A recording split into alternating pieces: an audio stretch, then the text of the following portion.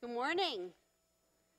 I don't know about you guys, but I have been thoroughly enjoying this Good Summer Read series. So it's been exciting for me to kind of dig into some people who we haven't looked at that closely in a while, or maybe some books of the Bible that I haven't taken a lot of time with recently, and to hear about it. It's been a really exciting thing. And so one of the things that I was really excited about when I found that I was going to be speaking about Esther was to get back into the book of Esther, because it's been a long time since I read it. And if I'm completely honest, the most recent retelling of Esther I had seen was probably the VeggieTale version. And so whenever Mordecai would speak, I'd hear pa grape in my ear.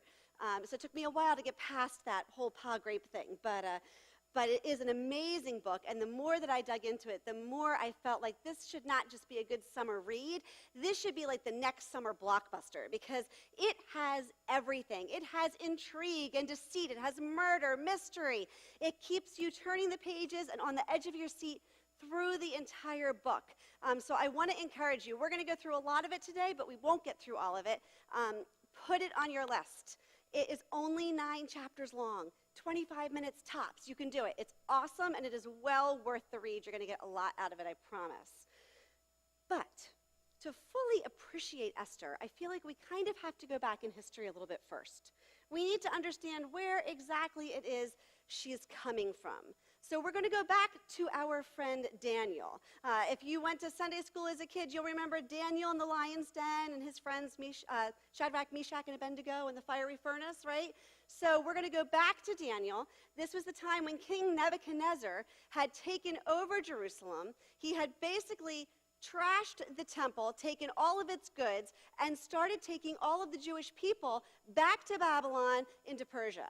And they became slaves. So not just Nebuchadnezzar, but a number of different kings who ruled after him would continue to push through all of Judah, capturing the Jewish people and taking them back to Persia and making them slaves for themselves. This went on for about 70 years.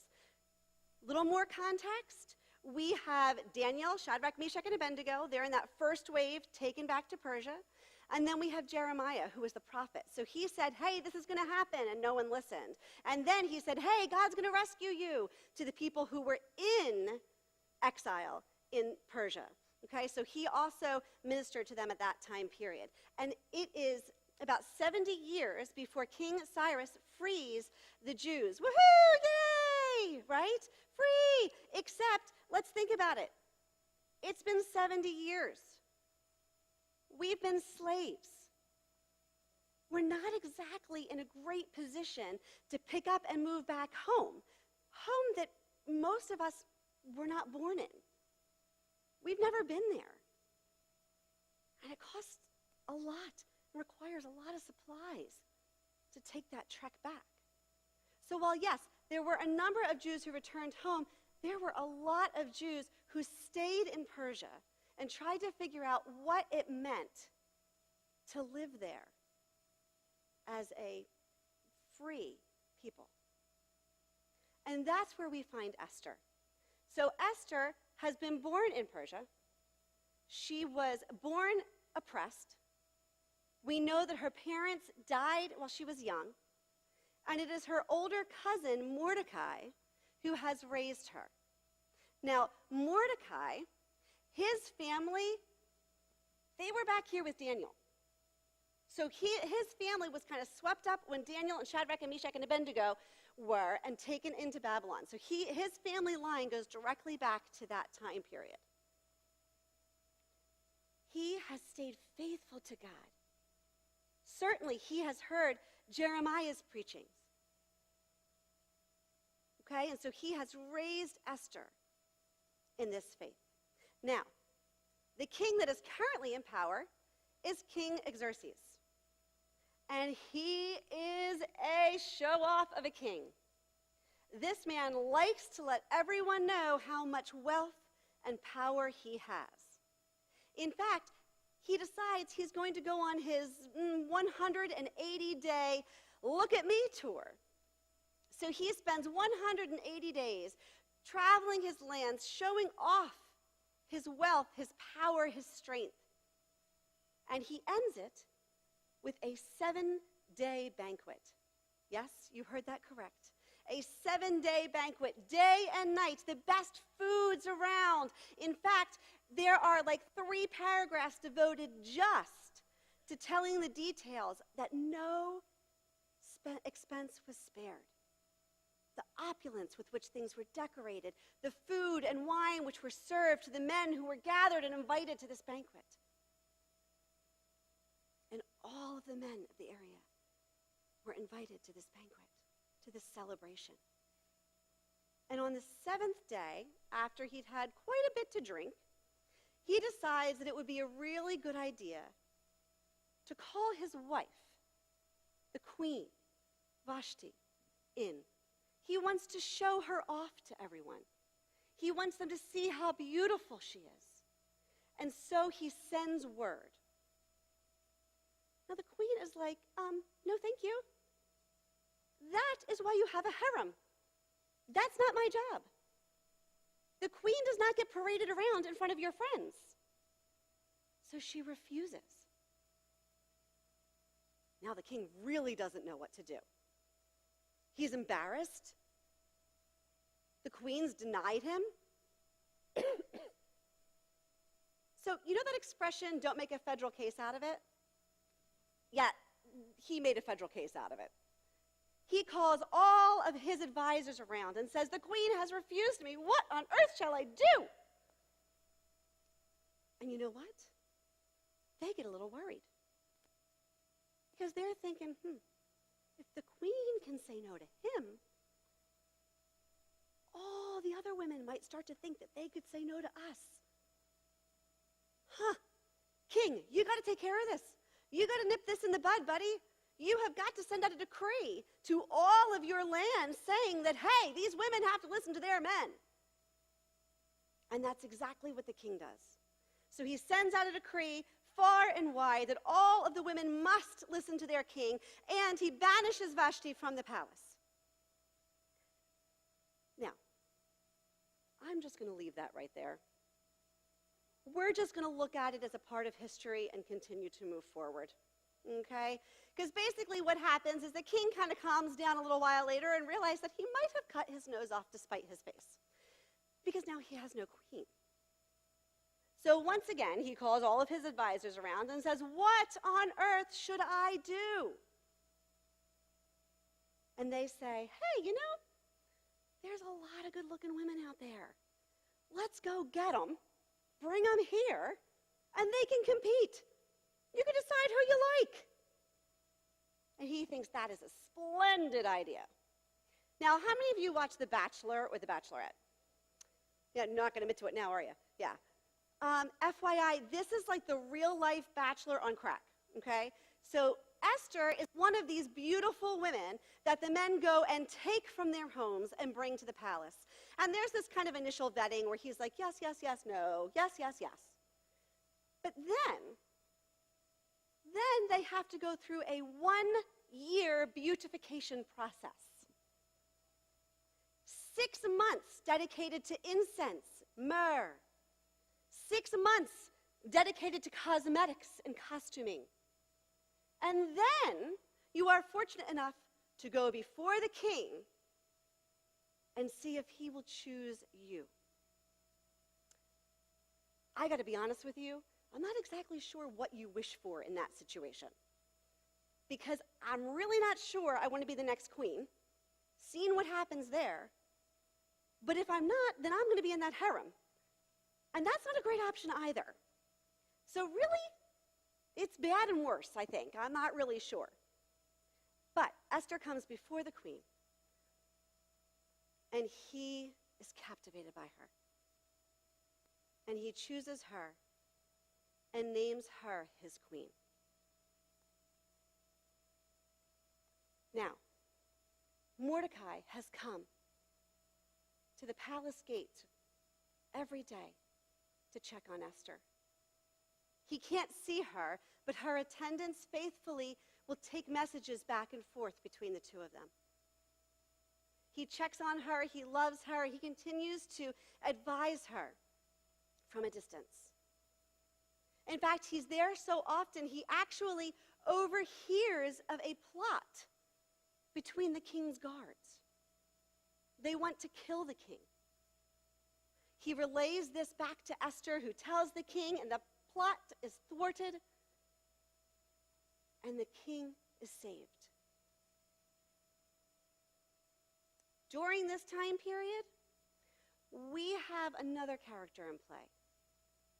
His name is Haman. And if we thought that King Xerxes had an ego problem, well, Haman's not far behind.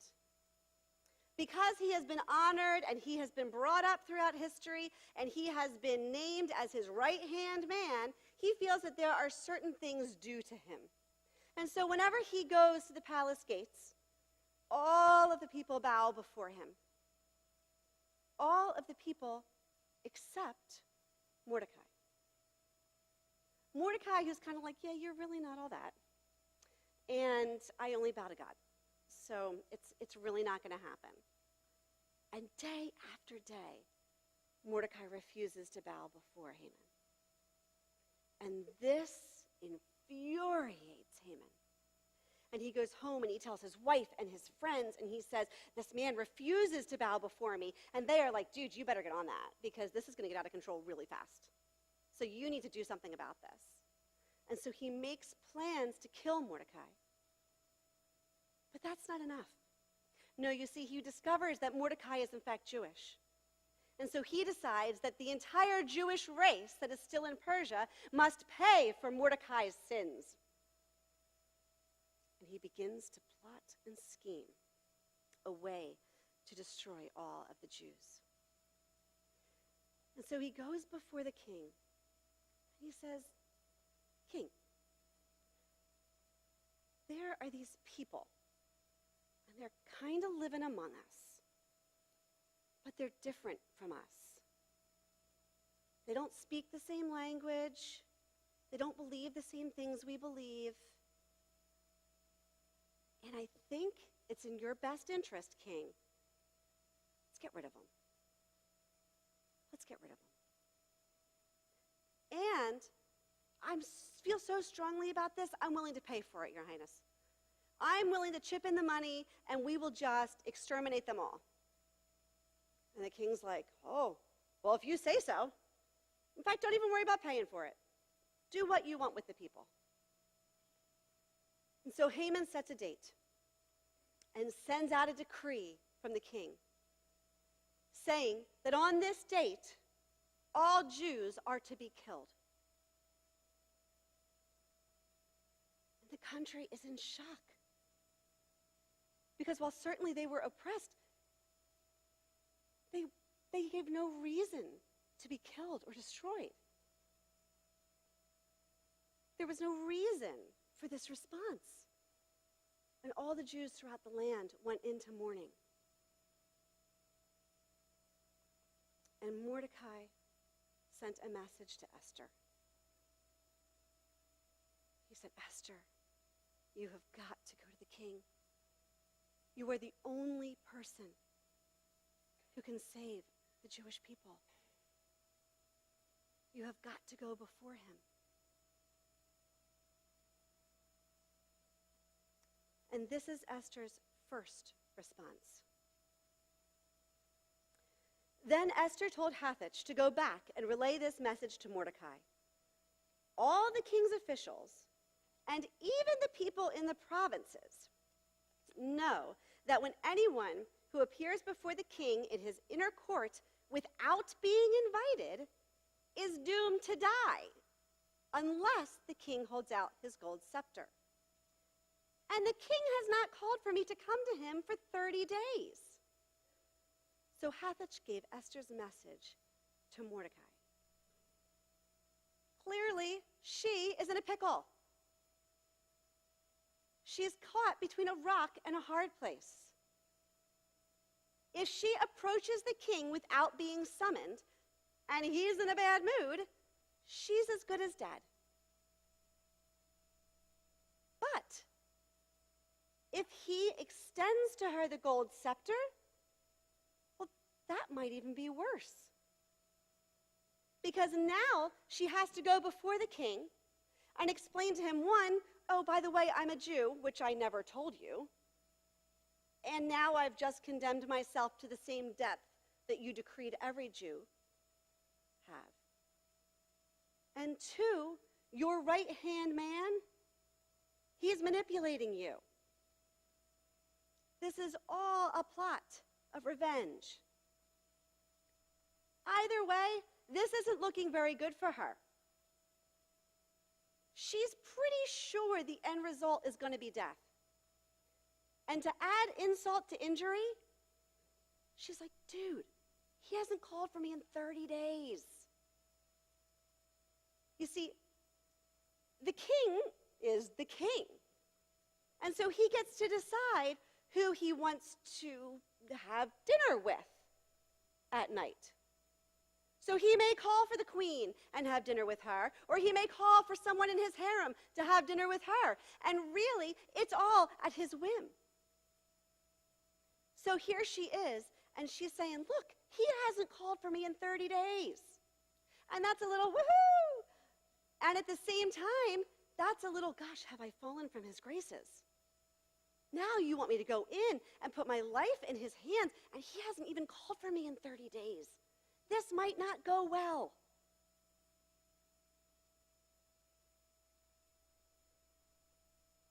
This is Mordecai's response. Mordecai sent this reply to Esther.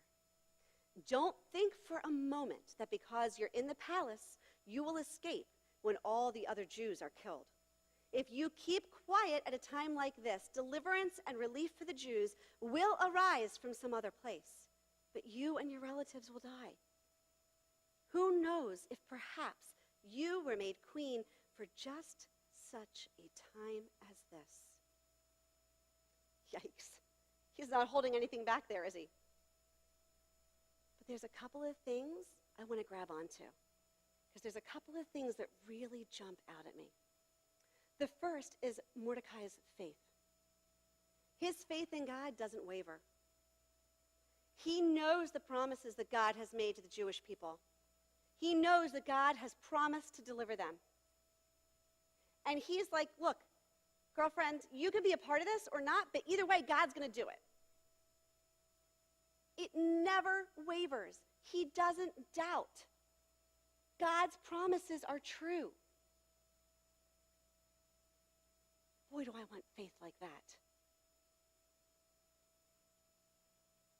I want faith like that when the world seems to be crashing in, when I look around and I see darkness at every corner and I'm just not sure how or when things are going to change.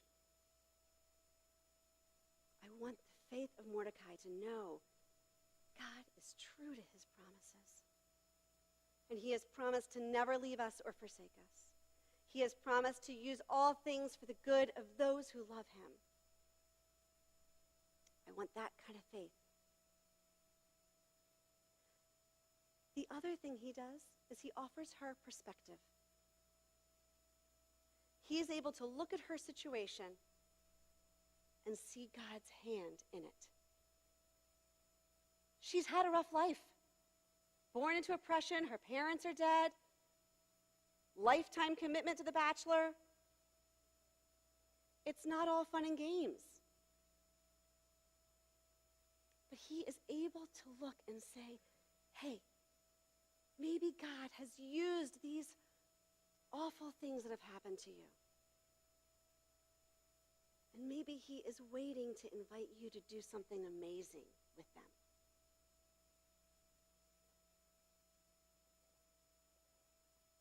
Sometimes when we're stuck in the middle of situations, we can't see God's hand.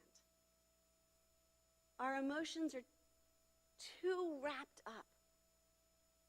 And we need a Mordecai to come into our lives and say, hey, here's where I see God working. And sometimes we need a Mordecai to come to our lives and say, hey, it's not all about you. God might be doing something here.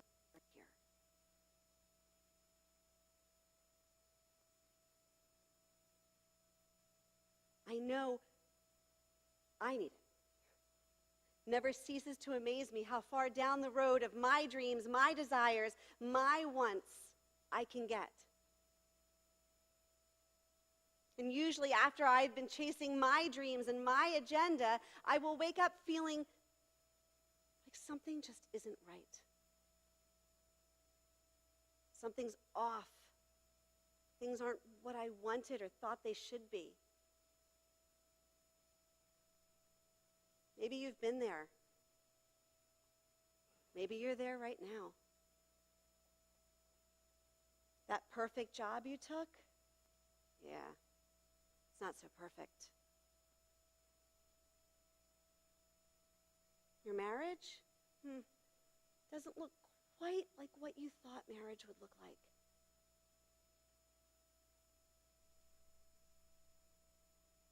Those friendships?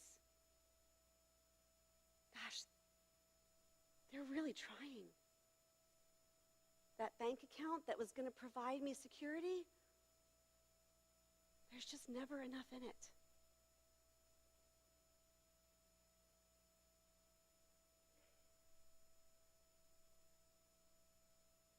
It's easy for our emotions to get caught up in our agenda, our wants, and our desires. And sometimes we need a Mordecai to come along and remind us, to shift our focus. Where is God in the midst of this? He's offering us an opportunity. And that's what Mordecai says to Esther. He is offering you an opportunity. A chance to partner with God in the amazing things that he is about to do. God is offering to use Esther.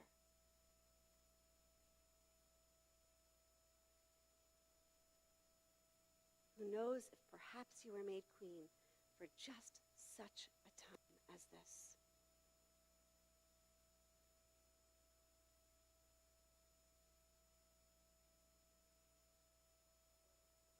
How will she respond? Will she stay stuck? Sometimes I feel like that's where I stay. I feel stuck in my wants, stuck in my agenda.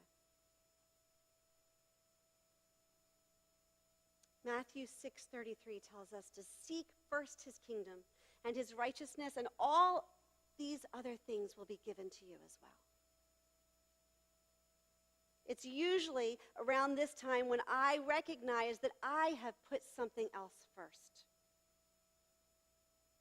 I've been seeking after something that was not his kingdom and his righteousness, but was my plan and my desire.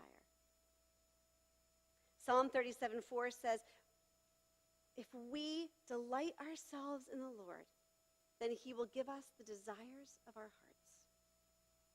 I love this. I love this because it's saying when we make God's will our will, then the things that we desire will naturally become things that he desires. He will give us the desires of our hearts.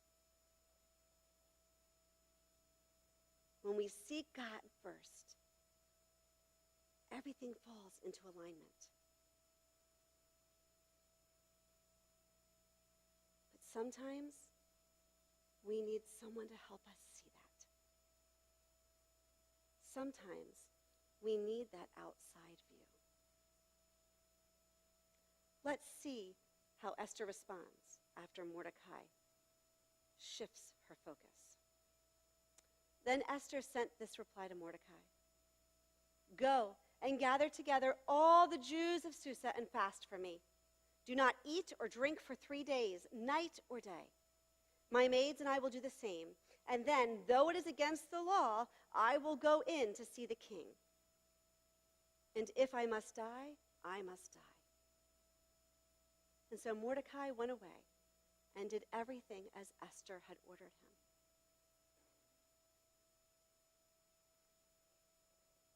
Esther's perspective shifts. She realizes that she needs to face her fear, and if she must die, she's willing to die. Now, the reality is that these days in America, very rarely are we going to be forced to make a decision in following Jesus that will result in our mortality. Rarely does that decision mean we're going to die. But sometimes it means that our agenda has to die. Sometimes it means that our priorities have to die. Sometimes it means that the image we have made of our perfect life or our perfect marriage or our perfect bank account has to die so that we can embrace the right here, right now that God has gifted to us.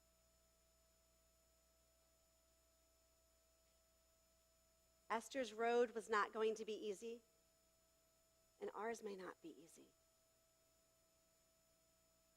But when we choose, day by day, step by step, to put our agenda to death and to put our eyes on God, to walk with Him, to partner with Him in what He is doing, the blessings are amazing.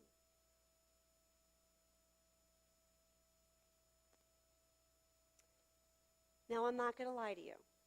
As I was writing this sermon, I realized, really, there are 2 sermons here, and they only gave me 1 Sunday. So you're going to have to read the rest on your own.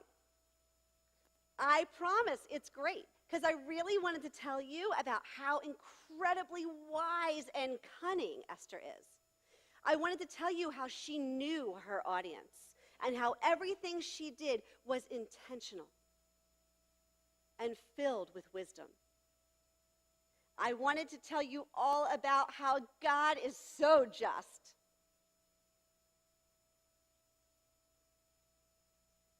I've brought you through chapter 4. Chapters 5 through 9 of Esther you have to do on your own. It's a great summer read. But you know what? There's an even greater summer read that's being written right now. It's your story. He is calling you. He's asking you to look the death of your agenda, your desire in the face, and to say, yes, Lord, I choose you. Will you stand with me? So as you go out, know that you have a God who loves you. You have a God that loves you so much that He came and died for you. You have a God who loves you so much that He goes before you and paves your way. You have the greatest author, the author of the universe, writing your story. Now go and make it an incredible summer read.